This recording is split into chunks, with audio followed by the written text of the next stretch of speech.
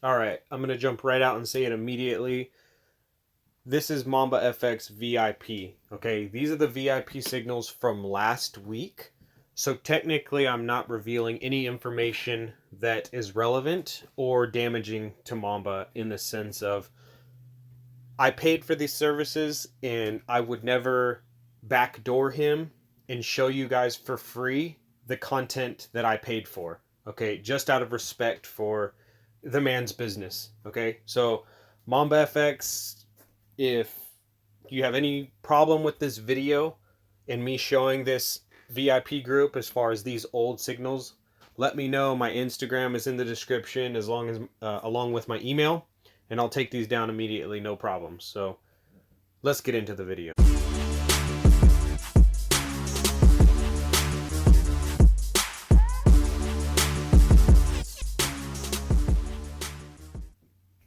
All right, welcome back, my Limitless people. And this is going to be the fourth week of the Mamba results. And someone had mentioned in a comment previously is that, dude, you're just showing us a bunch of random numbers. Like, that means nothing. Okay, so I have absolutely no reason to lie. I have no clue who the heck Mamba is. I don't even know what city he lives in. So I have no reason to talk him up or talk him down. I make nothing from this other than hopefully your subscription and a smash on the like button. And those are both free. So I'm getting nothing out of this. I really wish every single Mamba signal would be fire just because, hell, I'm paying for the service. So how about I start taking these signals and making some money? Okay, so jumping right in, May 24th. These signals, the first three were consecutive weeks of MambaFX signals. Now, the fourth week that I was supposed to make in that time, a lot of them were gold. And I don't trade gold. Just like right here, his first signal Monday was gold, and I didn't trade gold. I had a lot going on that week, and I just didn't keep track of it. I'm sorry. If you guys really, if it matters that it's a fourth consecutive week, I'm not trying to do it to, make it, cherry pick weeks that I give you guys his results. Okay. But that's just kind of how it worked out. No one really seemed interested. And now people are starting to get a little curious about the signal services. And I really appreciate everyone in the comments section letting me know who I should review next. Okay. So I have a video where I'm going to go do, another month of Mamba, and I'm going to match those up against Little Panda forex. So make sure to check out that video. I have a fresh $50,000 demo account that I'm going to take every one of their signals in, and I will explain who took what signal or who sent out each signal and see how Little Panda forex does. But let's get into Mamba. So these are Mamba's. He has 3.5 subscribers in his VIP group, which costs about $30 a month. So as you can see, the first signal, smash TP1, okay? I'm not going to go to the chart and mark these all up, but this is how he sends his signals at 8:44 a.m. And then a few hours later that night, we had smashed TP1 for 30 pips, okay? It looks like maybe he had got into, some people had hit a stop loss based off of the next signal for the next day, which was also gold. And the signals were pretty close to each other. Stop loss was a couple points off, along with entry, TP1, TP2. So if you had just gone to TP1, that was a winning trade for you. And there you go. Or you set your own stop loss, a trailing stop loss, however you do it. You don't necessarily have to trade other people's signals to a T. And I'm going to get into that later because Mamba sent a signal last night that I wasn't even going to take, but long story short, I'll explain it. And yeah, let's scroll down. So looks like that one got stopped out. So he got stopped out again. And I saw on his Instagram that he had posted a middle finger saying F gold today, So it was basically because he got stopped out twice. Okay. Now looks like we got another entry. And similar thing. So there's 3 entries on gold. There's the stop loss. And yeah. So long story short, it doesn't look too great until May 27th, which was Thursday. He took another trade on gold, and it looks like it's 100 pips running. And once again, your guys' stop loss is up to you. People's signals are just recommendations, okay? They're not like, they're not, what do you call it, financial advisors or anything. You know what I mean? They're basically just telling you, you know, they are taking a trade here. You're free to take it. You're free to take profit at any time, you know? Obviously, these trades at some point hit some profit, and if you didn't take it, I mean, that's kind of up to you. You know, in his defense, he is just showing you what he sees. If it doesn't go his way, you know, doesn't happen all the time, but you're running 100 pips in profit there. Good job, whoever took that. So, getting to GBP USD, all right? Last night, he sent a sell. I was in the middle of making a video about the best times to trade in forex, and I was finishing up like the I think I'd already uploaded it, and I was adding tags and stuff like that. So he sent this at 10:25 p.m. I was like, oh cool, you know, I'm about to go to bed, whatever. And then he sent the details like 2 minutes later at 10:27 p.m. And I'm like, man, this guy in his signals group, you know, I'm not taking the signal, whatever. Then he sent another one 1 minute later where he fixed the stop loss. So that was 3 messages back to back, and I said, you know what, the hell with it. I'm gonna pull up the chart and see what he's looking at. Okay, GBP USD. This is on a 1 minute. He sent that signal at right here, the green line. Okay, and I had seen, oh crap, I have a Fibonacci marked up. Let's check that out. So I went to a 4-hour time frame, and I saw that I had a Fibonacci from the swing low to the swing high. I was like, oh man, we've been ranging between those two levels for quite a while. This was taken back May 18th, as you can see. So sometime in the last 10 days between May 18th and today is May 28th, the last 10 days, you can see we've just been ranging right there between the 23.6 and the 0% fib. So I understand 100% why he took a sell there. We've bounced off this Fibonacci 1, 2, 3, 4 times, and now he's thinking it's gonna get rejection. Okay, so this is what it looked like on a 15-minute. Once again, here's his entry, here's his first take profit, and the purple down here is his second take profit right there. Okay, that's his signal in a clamshell, and then his stop loss was set up here. Okay, just above the next highest high rather, which would be a break of your Fibonacci level, in case you did what you did over here and you kind of, you know, pushed past it a little bit and then got your rejection. So long story short, I went to the 1 minute time frame and I saw that our EMAs had crossed on a 1 minute, so we were technically in a nice little downtrend here. Oh, sorry, that was the wrong spot. Right here. Okay, we were getting rejection off of our 0 fib. We had crossed here. We crossed back to the upside, and then we recrossed. If you guys want to know these moving averages, go back and watch Improving Your Trading Part 2.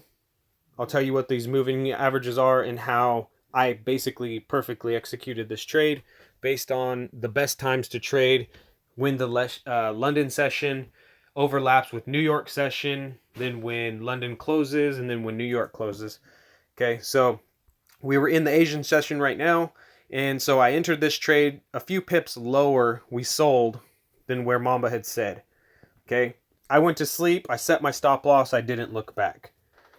Okay, I knew because we were in Asian session and London hadn't opened, typically what happens is you get a pullback during the start of London from Asian, okay, or the Asia session.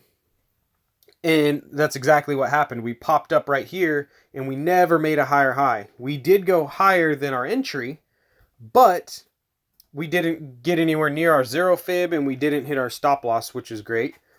And then it sold back off again. Okay, this is where his first take profit was. Okay, I didn't set a take profit. I just went to sleep and I wake up at 5:30, so that was going to be 7 hours later. Okay, right when New York opens is when I wake up. So basically, I hopped in on Asian session, thinking that London session was going to follow in sync after a pullback, which is exactly what happened. Okay. Now, those of you that are going to say, oh, well, it's real easy to, tell what's going to happen after it already happened. Well, if you guys go back to that improving how to trade video part 2, yesterday I had explained exactly that, what was happening. The USD CAD did the exact same thing. It's a reoccurring pattern, okay? I mean, that's kind of part of forex. You look at similarities in reoccurring patterns or reoccurring, just stuff that happens a lot, or just, things that happen differently. In this case, they happen the same. But long story short, his first take profit was there. 5:30 rolls around, my alarm goes off right here. We popped up above our EMA, and by the time my alarm went off to the time I logged in, my execution time was 5:34 when I closed that position. So I actually gained, under his first take profit, okay, I gained 20 pips on this trade. Nothing too crazy. However, I was not even going to take that trade, okay? Yes, I do pay for MambaFX's signals. Most of the time they're gold, and then most of the other times I don't even look at them. They just run in the background, okay? And this is why. For those instances where I do say, okay, let's see what he's talking about. Let's see if it's something I'm interested in, like this. I just made 20 pips right there, okay? So I made hundreds of dollars based off just a single lot size is all I did. I was going to bed, didn't want to push it too much. It cost me $7 grand because I don't trade with leverage. It's TD Ameritrade, and I pay full price. So basically, it cost me $7,098, $7,100 was that trade, and I made 20, and I hit 20 pips off of it. So that was perfect. Okay, and then what happened? So right here, London and New York sessions are overlapping right here. So you get a lot of whipsaw volatility. And then London closes and New York session pushes the price all the way back up here. Okay, so currently we are sitting right at our entry price. Our entry price was right here. And so we're just under that entry price. So whereas I clipped 20 pips by going ahead and closing my trade, people that are still in that trade, because technically it is a running trade as of right now, they have made nothing and they have gone nowhere. So his signal may play out and come to fruition. However, I'm already in, got my money, got out, and if I wanted to follow it again, I could just re-enter right now, because yet we still have yet to make a higher high.